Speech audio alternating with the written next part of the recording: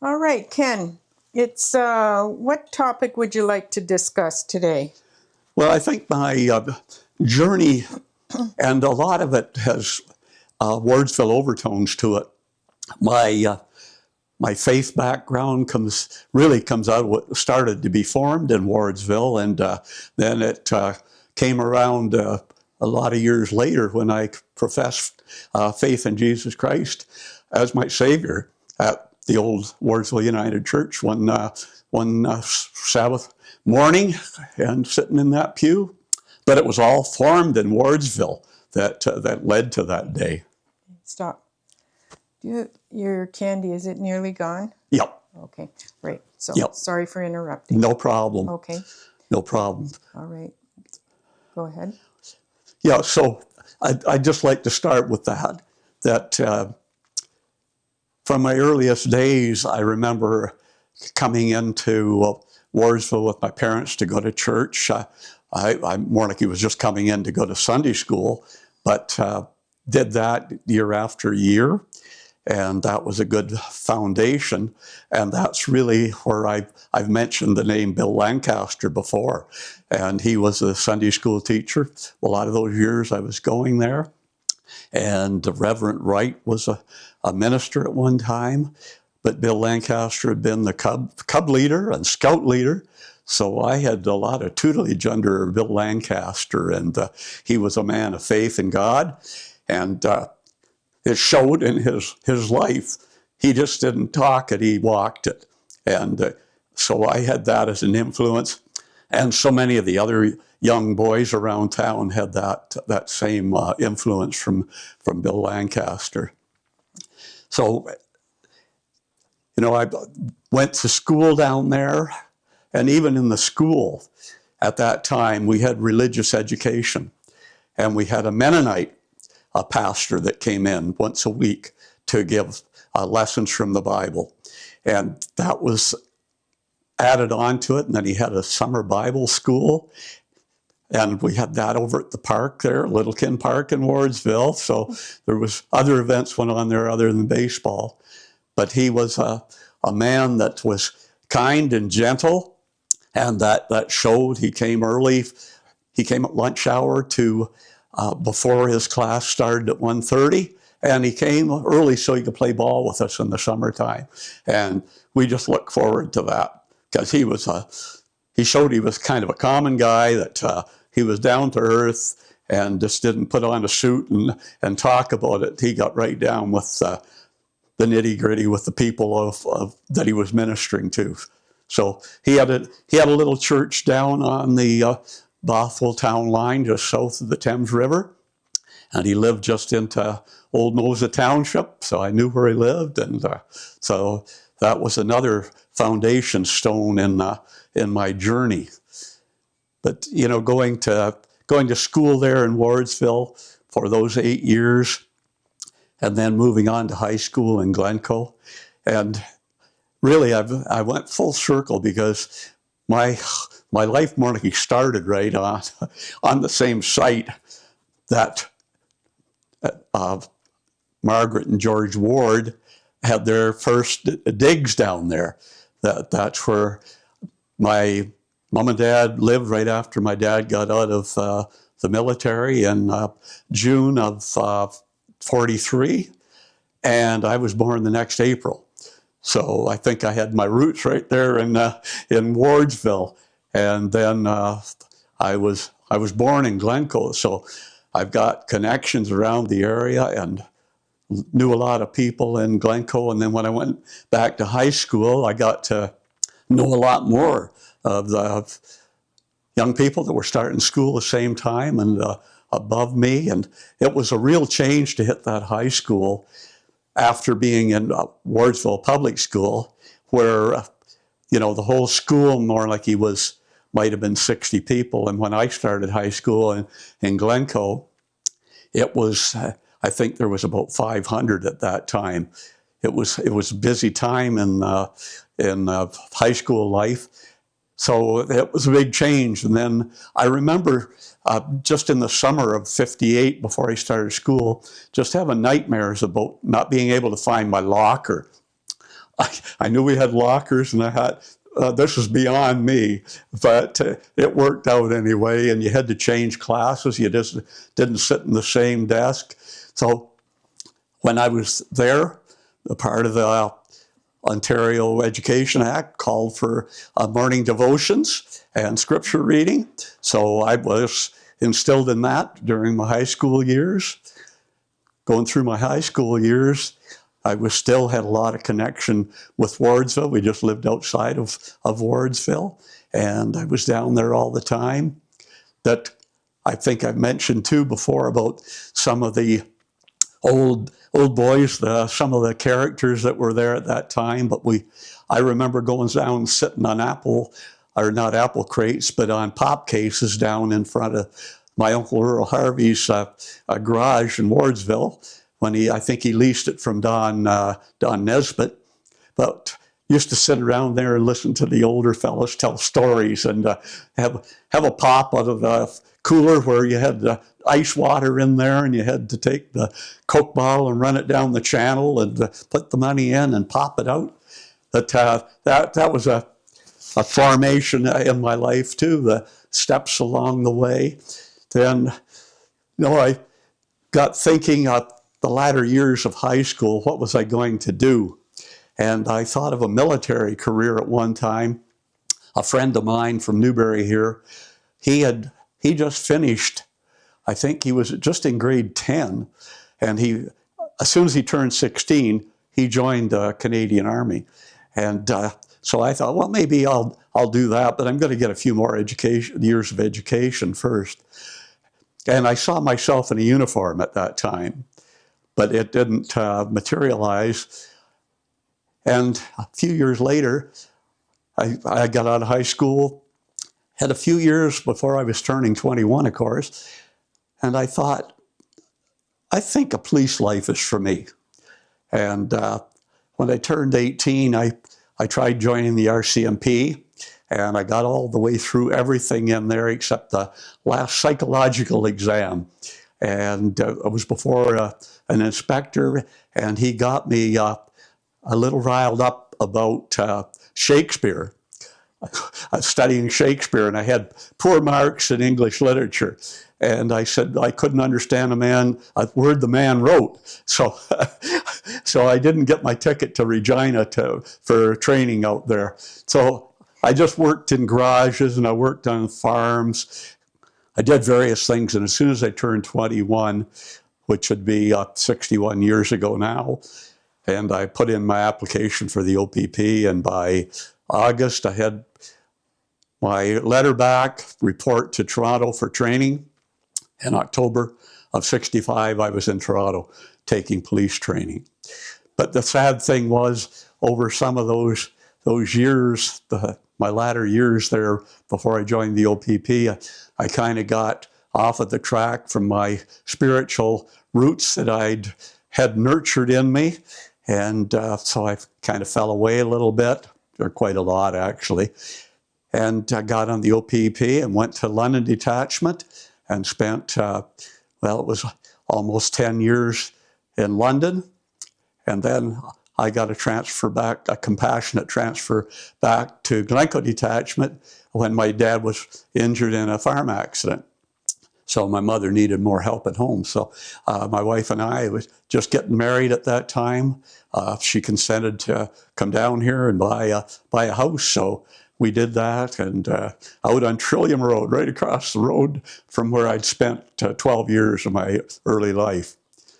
So that got me back to Wardsville, because I was policing Wardsville at this stage, and kind of a funny feeling. And I would stop people on the road for one thing or another around town, around Glencoe, and I'd say, well, I know your brother, and say, what was his name? And I'd tell them my name, and they said, no, that was my dad. I said, where'd the years go? That happened numerous times, but a lot of good memories out of that. And I spent 4.5 years in a Glencoe Detachment, but it was only through Well, coming to the end of myself, I guess, when I was on the OPP, things got bad. My nerves were taking a beating because of all the calls and a lot of depressing things I had to deal with. And then with shift work, and the midnight shifts were particularly brutal for me, and just came to the end of me. And I thought, I have to get into something else here. So what happened out of that was I went to my younger brother and said, what about starting up a business together? And he said, well, I'll give that some thought. He was working in the oil fields over near Rodney at the point, and he said, I'm getting tired of freezing to death in the wintertime checking wells. So anyway, I left it with him to think about it. And providentially, that was just coming up to the end of 79. My wife and I had started to go back to the old church in Wardsville. There was a new pastor there, and we started to go back to the services a little bit when it was convenient, and I was off on the afternoon shift or something, not midnights or on days. And out of that, over the course of about a year, we were hearing something we'd never heard preached in a church before. And we both acknowledged one day right in the church service that Jesus Christ was Lord. And that gave me the courage and the strength that we said, Lord, our times are in your hands. You look after us. And I quit the OPP and went into a business with my youngest brother right there, back in Wardsville again, right on the main street. We bought the old flower shop from Leona Webster of Glencoe Webster Flowers. She had a branch office down there, and then it was hard to have staff in both places. So she wanted to sell it, so we bought that, and it had living accommodations up above and in behind. So my brother and his family had someplace to live, and we had the shop out front. So that was a good window on Main Street. It had a big front window, and right there. And this was back at the end of 79 and into the 80s. And Wardsville had come into a resurgence then. There was quite a few businesses. There was Jack Izinga had a car lot down at the end of town, and there was a tire shop, and there was many things after the Depression kind of the 60s and the 70s, with the 401 changing directions what it did to Wardsville and took everything away. But it was a good community at that point, and Nesbitt's store was going full blast, and a restaurant, and still had, I think, one gas station at that time, one or two by the 80s.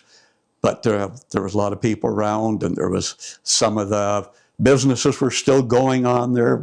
My uncle's concrete business and Bill Lancaster's construction, a house building business, just a couple, and another concrete business. But it was many things to many people back in even coming up into the 80s. I better stop talking for a minute in case you have any other questions.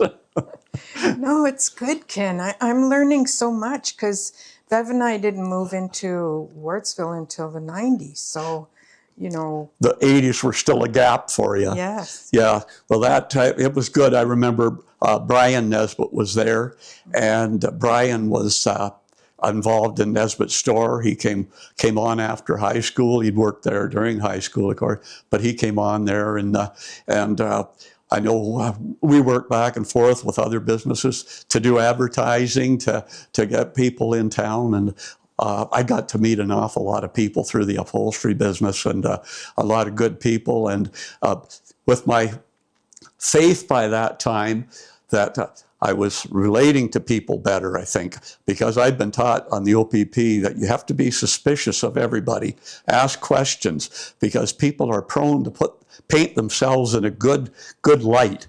And there's more to the story than they're telling you, so investigate. And so I got around to seeing people and talking to people on a better level, that it was something that my spirituality wanted to relate to them out of. So that worked out well, I think. And over the years, Scripture said, as far as it is possible for yourself, get along with people. So I tried to do that with everybody I met up with. That was wonderful. I'm glad you said that. Yes. Yeah. It's we'll be able to I'm going to cut this. We're going to be able to use that about getting along. Yes. Because it's very important right now, because a lot of people aren't getting along. That's comes right up to the future, the present time, doesn't it? And that's still my outlook, because after, at that time when I was just talking, when I came to know the Lord, at that, Sandy and I both got really involved in church life right there in Wardsville. And I remember so many people, older people at that time. I was only 35. Sandy was a few years younger. But people were coming to us that had been in these different leadership roles for so many years and wanted us to take roles in church leadership. And we said, well, we're brand new Christians here. What do we know about it? But by the end of January, within 2 months, we were teaching Sunday school. And we certainly had to do a lot of homework because kids ask a lot of questions. And so it was on a learning curve. But by July of that summer of 1980, I was preaching. So it was a lot crammed in there, but it was under God's tutelage all the way. So it was just one thing after another throughout the 80s. And then I was involved in a church plant in the end of the 80s here in Newberry, and leadership role as elder and property committee. And then coming right up to 2009, the pastor we had was moving on to another church, and I was ordained by the congregation to be the pastor. So that's almost 17 years ago. So that was a lot of years, 46 years, I guess, of ministry one way or the other. So that was all good, and I just revel in that right now, that God enabled me to do that.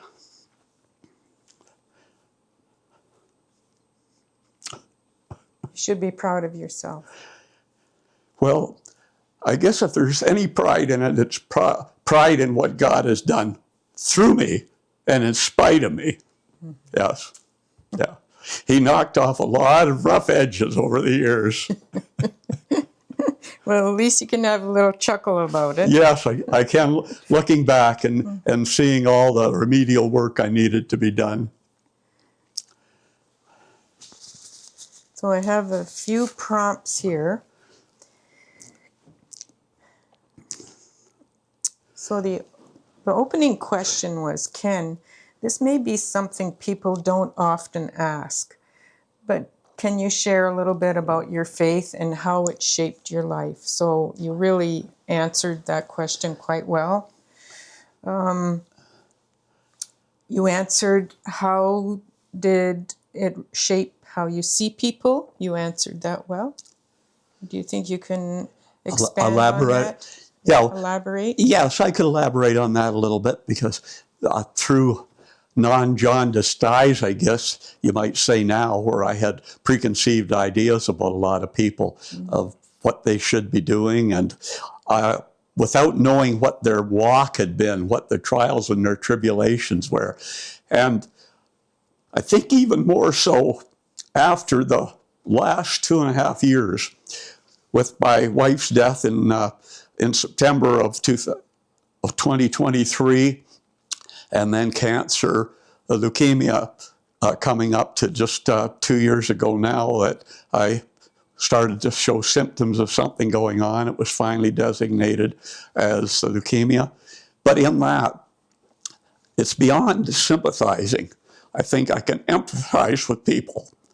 I can enter in right where they're at. And I think I've grown more through that. In my weakness, God has brought his strength in. And I'm able to reach out with other people with empathy and not just say, I know what you're going through, but say, I've been there. I'm with you right now, right in these moments in time. Yes. So if you want to talk, let's talk. Yes. Yeah. Walking in somebody else's shoes. Absolutely, for a mile, and then 2 miles, Yes. and beyond. Yeah, for sure. Yes. And it does make you reflect back. That's for sure. Yes. Over my whole life, I look back and reflect on it right now to see God's hand in all of it. I had to go through a lot of things to get to where I am now. Not that I'm perfect in myself, but I've been perfected in God's gift of Christ. Is there anything about your faith or beliefs that you would want future listeners to understand? Yeah, definitely. No matter what your journey is, you'll have difficulties in this life. God didn't say it would be easy, but he said he's looking for faithfulness in people. So he's revealing himself, and he has done that right from creation, right in creation. Just look out. Look outside. Look at the spring coming on again. And his word says that there will be a seed time and there'll be a harvest. And just his immense promises. The Bible contains 7,487 promises. So I read them, but I haven't got halfway yet. So there's a lot of them in there. And I'm just urging people to get a Bible if they haven't got one, and get into it and get reading. Get into the Gospel of John. I just love the Gospel of John. He just explains things so well in there.